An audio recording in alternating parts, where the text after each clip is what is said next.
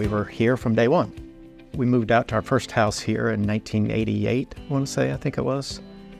And my dad at that time was a Lutheran pastor involved in the Indiana district. And he was visiting our house one weekend and kind of told us, hey, there's a field out here that they're going to build a new Lutheran church in that area. And we thought, well, okay, that's kind of cool.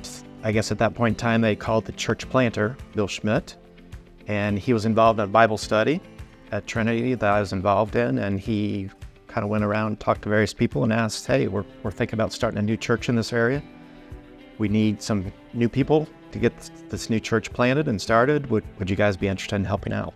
It was soon after that we kind of said goodbye to Pastor Moss and Trinity and kind of jumped on board with these 10, 11 other families to just start meeting and planning and doing all that it takes to start a church. There was a phone call campaign and you were supposed to sign up for a shift. Called 20,000 people, and the numbers said, in theory, you might get 200 people to show up.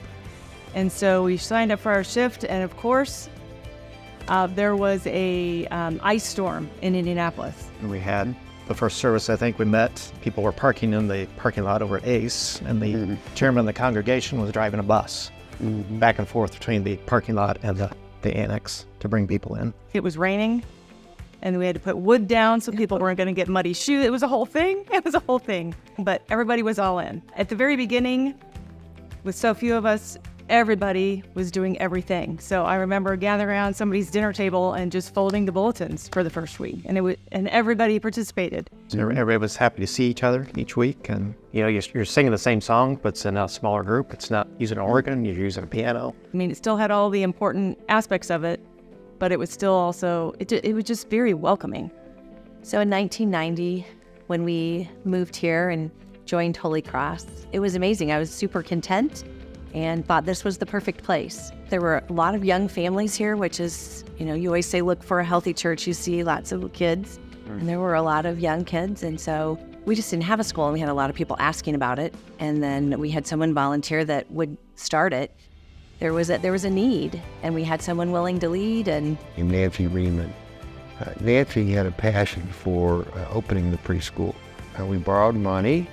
We got contributions, we had capital campaigns, but it was tight.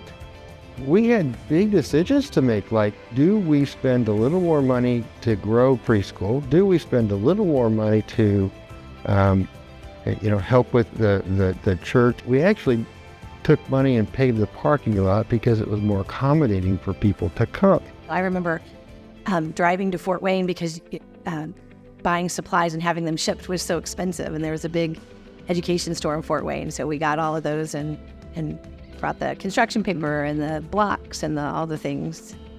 I do think it's super interesting to see, we're begging people to get in that first class, and then preschool registration eventually was crazy. If it was registration day, they were lined up around the building to get a spot. Each new person brings a new piece. I think kind of like, Susan, what you were talking about, how you volunteered for everything, that's kind of how everything started.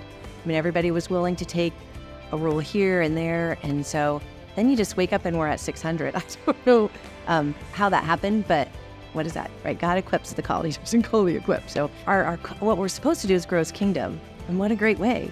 And I think about, my favorite, and I know it's yours too, is baptisms. When a student comes and says, I want to be baptized, or better yet, I want to be baptized and I want my parents to be baptized too. That's the best. I just can't imagine, or would never have imagined what has all happened between then and now. Never envisioned it, never thought of it. God just kind of led us through the Holy Spirit through that. Honestly, when I think back where it started and what it's become, let alone what we're aspiring to be in the future, it makes me emotional. This is bigger than anything we could have ever imagined. God has done incredible things here, and we know that he's going to do incredible things 20, 30 years from now above and beyond what we could ever imagine.